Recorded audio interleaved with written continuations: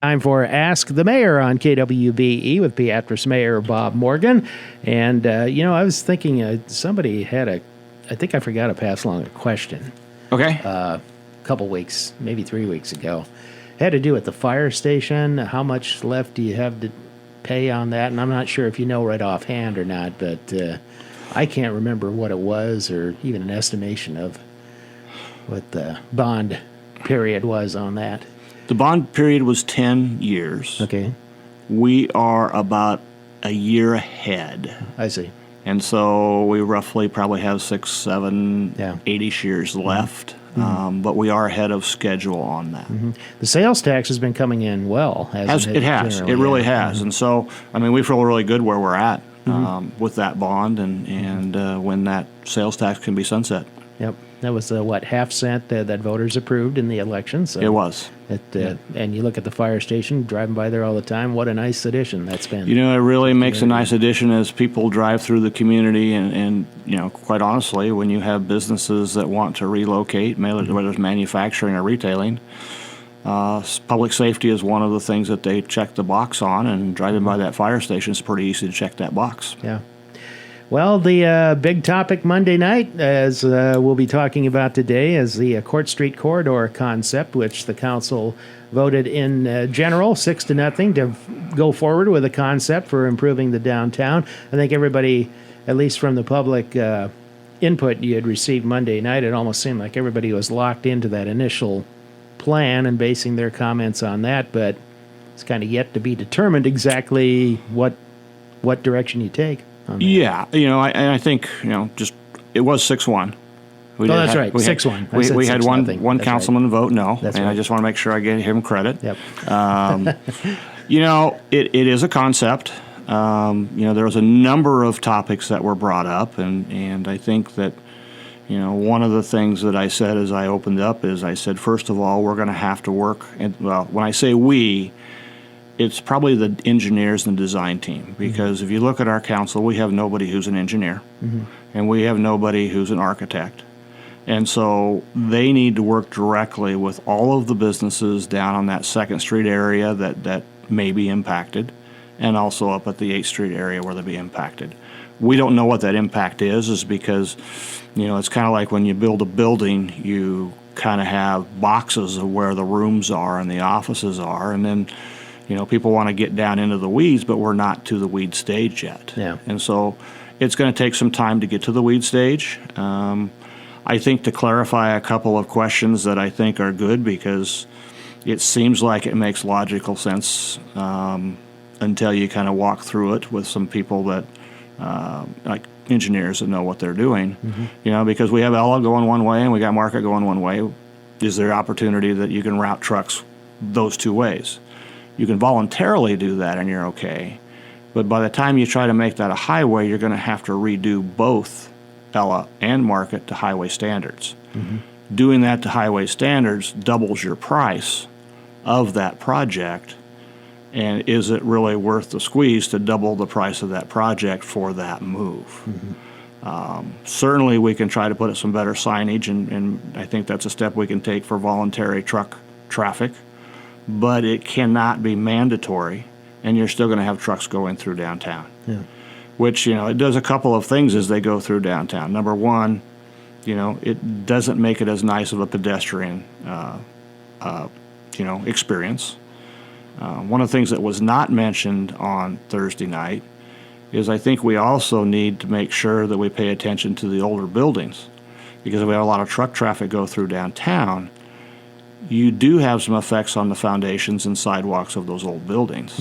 I'm not saying it's 10 years or 20 years, but when you look at a project like this, you have to say, yes, this is something that's going to benefit the community for 60 to 100 years. Yeah, if you stand on Court Street or 6th Street in downtown buildings and you wait for truck traffic to come through, you can feel the vibration just standing there in some areas. And, you may not think of it as you're just shopping downtown, you're walking from your car to a store and then back, but if you really pay attention to it, there's some validity to that in terms of the foundation effect. Right, and I had several emails to that effect, because that wasn't really my observation. Yeah. But these people work downtown, they live downtown, they have buildings downtown, and I thought that was really insightful because they were, in favor of it. And I think that's the hardest part that I've seen between being on the city council and being mayor. Typically, when you have a concept like this, and you're certainly going to have some people opposed and certainly going to have some people for it. I mean, Senator Dorn spoke very strongly for it. Nebraska Department of Transportation has spoken for it. But you also have some people that may or may not be impacted or against it, and that makes perfectly sense, and I get it. But at the end of the day, we have to remember, unfortunately, there's a lot of people who contact us that are for a project, and the people that are against it typically show up. Mm-hmm. So when you have a town of 12,500 and you have 30 people there that are voicing their opinions one way or another, you have to remember that's a small percentage of the population of Beatrice. Mm-hmm.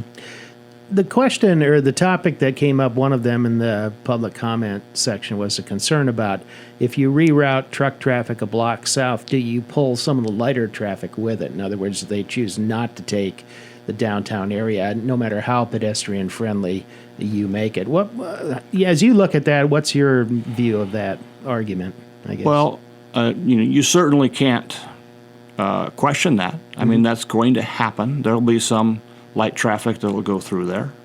The big question is, were they going to stop anyway? And, I think one of the things that is, of course, you got to remember, this comes from an old retailer whose father was in business for over 35 years, and I had the business for another 15 years, experience in that. You really need to figure out how to make your building or your business stand out so you draw people to you. Because I remember the fear that we had when Walmart was talking about coming to our community. And I remember my father saying to me when I was saying, oh my gosh, what are we going to do? He said, well, Bob, he said, if you're a good enough retailer, you'll capitalize off of the traffic that comes to town. Mm-hmm. So our job is to figure out how to get them out of the Walmart parking lot and get them to our business. Some of it's just about marketing yourself, totally. Like you see some businesses that do, say, a lot of marketing or advertising to say, hey, I'm located here and this is what I have. You should really come down and take a look at this. And then you have others that do very little of it. And of course, I say that we're being in a business which benefits from ads and marketing, but still, who do you think is going to do better in a situation like that? And so there's some strong benefits that, I think the one thing that I heard everybody agree upon was that if we're going to do anything, we have to do something to revitalize the downtown. Mm-hmm. Some people didn't like this plan, but if you look at it, it's not just Olson and Associates. It's been a number of, I think RDG studied it. There's been a number of firms that have studied and come up with pretty much the same plan, either from scratch or taking off of what's been done. Mm-hmm. So, is it the perfect plan? There is no perfect plan. Yeah. However, one thing that we're going to have to remind ourselves of is this project will take a lot of time. Yeah. And so will I see it even with a shovel in the ground during my term? I highly doubt it because the thing we got to go through design phase, you have to go through, to get federal funds, you'll have to make sure that there's social and economic impacts of the community. So there's a number of steps now that we'll have to figure out to see how feasible this is. And so probably down the road is where you're going to see the construction phase, if indeed it happens. The meeting this week with Senator Dorn, Nebraska Department of Transportation officials, did you get any sense from that about the timing of if you did do a highway relocation, about how long that would take? Would that, we hear about 1 and 6 year, 1 and 5 year plans, sure. and the state has its own plan as to what things are priorities. But any assurances there as to the timing of that, when that might happen, if the funding was there? The social economic study is called a NEPA study, and if you look at historically, the NEPA study has to be done also on our trails. And so if you think about the one trail, it took about 8 years. Yeah. We're probably a little bit ahead of schedule on the trail that goes out to the Homestead National Monument. That could maybe fast-track to 3 or 4 years. Mm-hmm. So by the time you look at the design phase and that study, you're probably looking at 3 to 5 years before you get to probably even the bidding stage. I see.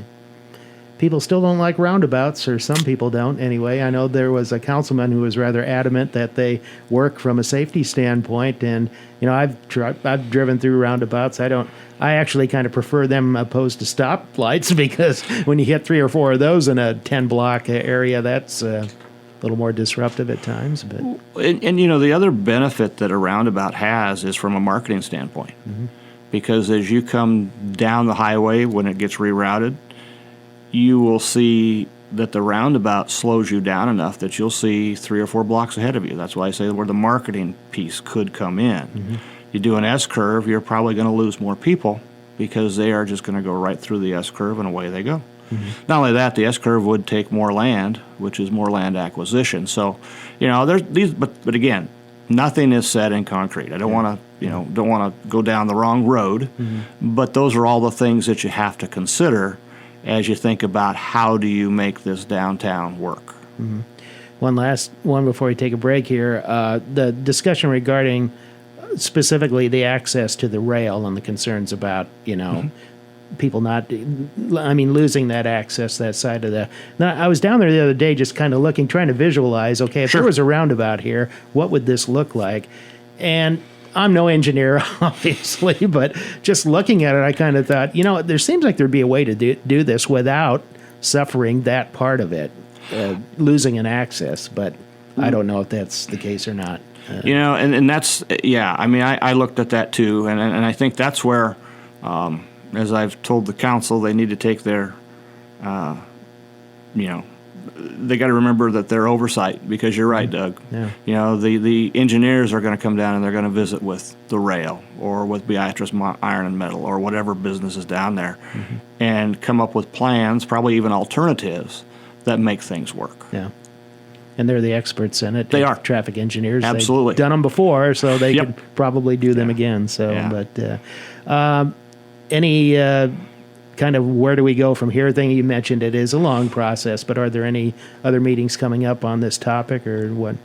Okay, so the first step we needed to do was sign or send a letter to the state saying that, yes, the city council adopted 6-1 the concept. And then at that point in time, they will probably study the plan a little bit again.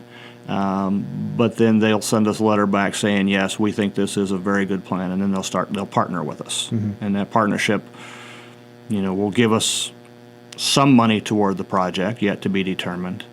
But the other thing it does is it opens up the door for us and them to work for federal grants, because it is a chunk of change, and I think we know that we need federal funding in order to even make this happen. Yeah. And so, I think that's a great benefit that we have. That's the promise what they've made.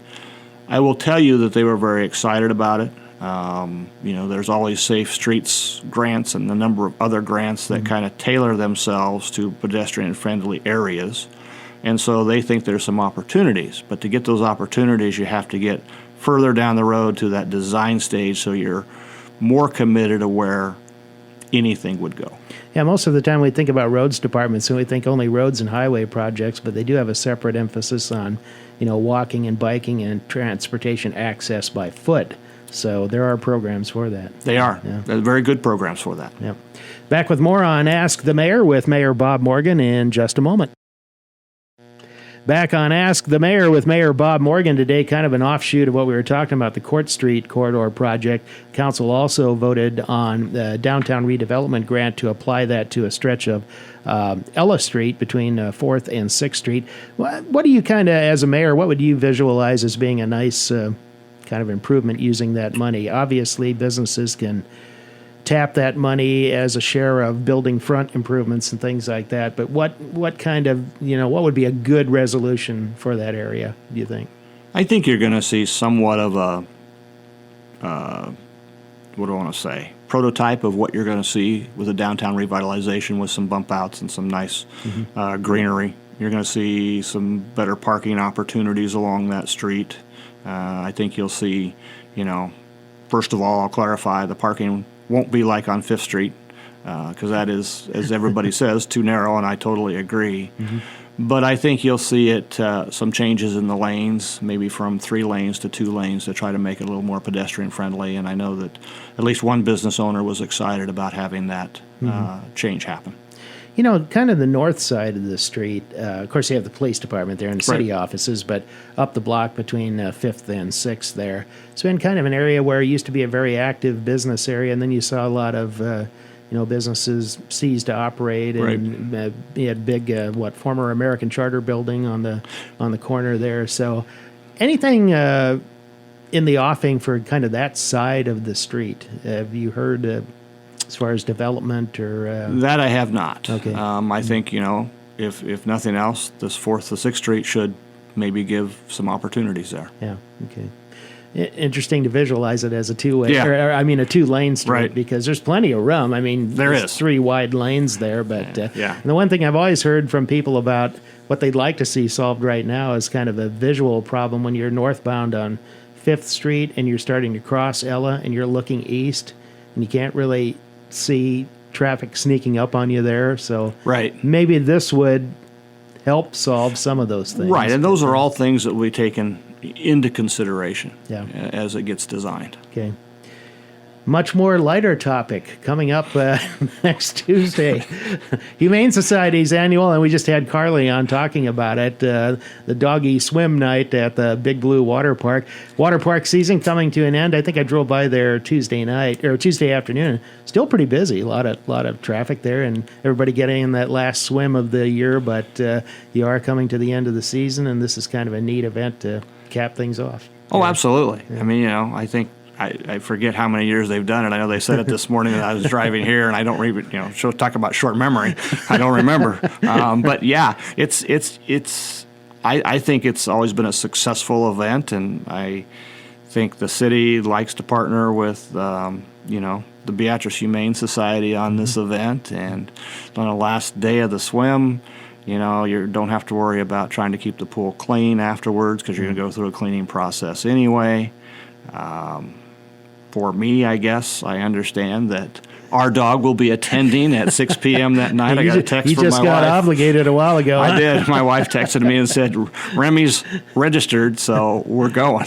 Is this the first time for your pet? It is. Okay. Last year we were going to go, and I think something came up, or we just plain forgot, and we didn't make it. So, he's kind of our travel partner now that all the kids and grandkids are further away. We end up going to a lot of, quite honestly, pet-friendly places, and I think that's also things that have changed over the last few years. I think you're finding a lot of people that are traveling with their pets, and this is just a great opportunity for the pets to experience a night in the pool.